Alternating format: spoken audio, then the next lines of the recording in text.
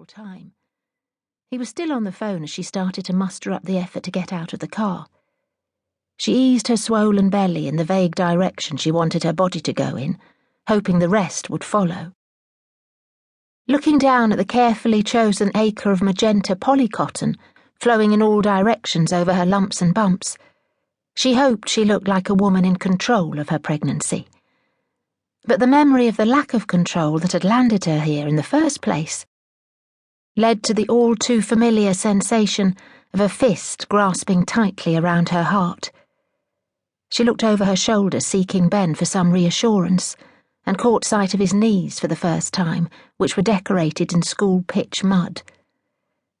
"Your knees," she exclaimed, pointing at the offending items. "I am not proposing now," said Ben in mock anger. She shook her head in despair, took a deep breath and set off towards the hospital entrance. She thought she'd pretty much nailed life until this. All the big boxes had been ticked: university, career, homeowner. Admittedly, the marriage box had remained conspicuously empty, but that was exactly the way she wanted it. A truly traumatic experience with her first love as a teenager had left her heart never quite able to recover its full emotional capacity. Since then, the slightest flutter of love had alerted her to heartbreak fast approaching, allowing her to lock down the situation quickly with a clean and swift breakup. She knew this approach had served her well over the years, as she watched her friends suffer the humiliation of being dumped from a great height over and over again. She had lost count of how many times her friends had declared that they had met the one. It saddened her to know that approximately 2 weeks later, they would be on her doorstep sobbing out a tragic but predictable tale of the one, clearly not thinking she was the one, by getting caught with another one.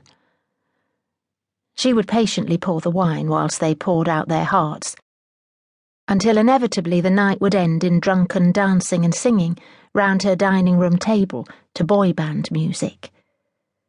Then there would be an emotional love-in, where they told her she was the best friend in the world. Finally, in the early hours, one of them would throw up over the balcony. It amazed her that they couldn't learn that if they put their heart out there for someone, they would be cast aside as carelessly as last season's away kit as soon as the next piece of skirt passed by. These days, though, nights spent consoling the lovesick seemed to have dried up. One by one, they had finally all found a man who appeared to want a relationship for longer than 5 minutes, and had enjoyed the weddings they had always dreamed of. She had, in her opinion, suffered 2 years of near mental torture as the cream invites lined up frighteningly quickly on her living room shelf. Her heart sank every time she picked up yet another painstakingly selected envelope, which no doubt had been chosen to match the bride's knicker elastic, and tipped out the invitation, handmade by the future bride herself. She would close her eyes in despair as she read the words, "Miss Katy Chapman and partner." Why, oh why, was it the law to go to weddings as a couple? Why couldn't she just go on her own?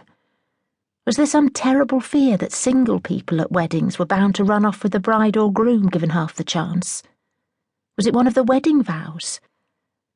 "Thou shalt always have attached friends to prevent any possibility of straying."